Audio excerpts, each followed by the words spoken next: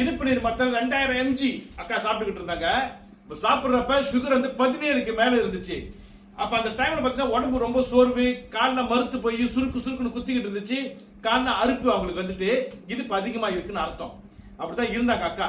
இன்னைக்கு 2000 mg மாத்திரை நிப்பாட்டிட்டாங்க. உடம்பு சோர்வு இல்ல, கால் மறுக்கிறது இல்ல, இந்த சுருக்குன்னு குத்துறது இல்ல, இந்த அறுப்பும் சுத்தமா இல்ல. இன்னைக்கு சுகர் எத்தனை இருக்குன்னு இப்ப நம்ம செக் பண்ணுவோம். அப்பெல்லாம் வந்து என்ன அசால்ட்டு, எது கிடைக்குதோ திங்க வேண்டாம். நம்ம அவ்வளோ அக்கறை இல்லை ஹெல்த்து. அப்புறம் இந்த டாக்டர் இந்த மாதிரி ஏசணும்னு தான், சரி பிள்ளைங்களாம் இருக்கிறாங்கக்கா, நீங்கள் ஏன் இப்படி இருக்கிறீங்க, பிள்ளைங்களுக்காக இருங்கன்ட்டு பாருங்க. ஒரு நாளைக்கு 2000 mg மாத்திரை இனிப்பு நீர் மாத்திரை சாப்பிட்டு சுகர் 17 இருந்துச்சா? 17 இருந்துச்சு. இப்ப மாத்திரை ஃபுல்லா ஸ்டாப் பண்ணிட்டாங்க. பாப்பா சுகர் எத்தனை இருக்கு?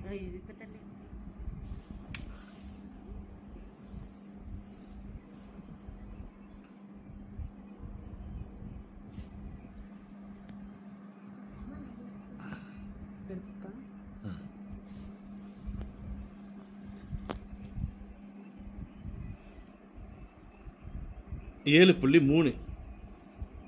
ஹாப்பி தானம்மா? ஏமா அது 2000 mg மாத்திரை சாப்பிட்டு எத்தனை 2000 mg சாப்பிட்டு 17க்கு மேல இருந்துச்சா?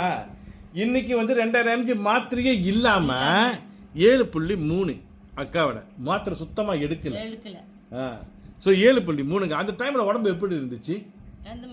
மாத்திரை சாப்பிடுறப்ப உடம்பு ரொம்ப சோர்வா இருக்கும். ஓகே. அப்புறம் வந்துட்டு உடம்பு அந்த ரத்த அறுப்பு கால் அறுப்பு இப்படியே சொரிஞ்சிட்டு தான் இருப்பேன்.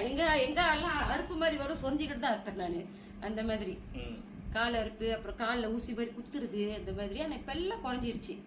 ஏன்னா அறுப்பு கூட டோட்டல் ஸ்டாப் ஆயிடுச்சுன்னு சொல்லலாம். ஏன்னா அந்த மருந்து இடத்துலயும் கூட ஸ்டீல் இருந்துச்சு. அறுப்பு மாதிரி என்னடா இனிப்பு சாப்பிட்டாக்கா குறையும்னு பார்த்தாக்கா என்னடா குறையவே இல்லையே அப்படின்ட்டுன்னு.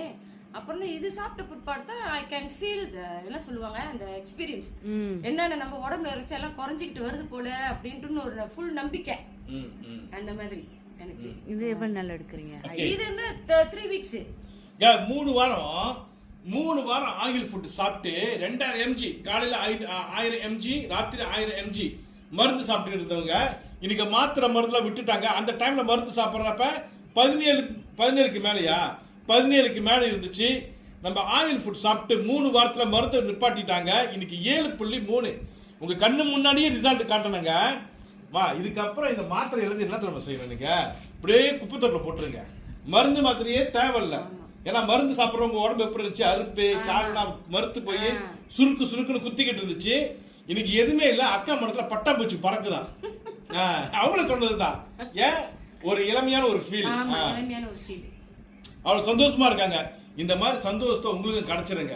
ஏன்னா இங்க பாருங்க, அந்த மாதிரி டைம்ல எவ்வளவு வேதனைப்பட்டிருப்பாங்கன்னு அவங்க தான் தெரியும். ஏன்னா பிள்ளைங்க சின்ன பிள்ளைங்கன்னு சொல்லி வருத்தப்பட்டாங்க. இனிப்பு அதிகமா வந்துருச்சாங்க, நம்ம மனசுலயே பல விதமான ஒரு சோகத்தை உருவாக்கிறோம்.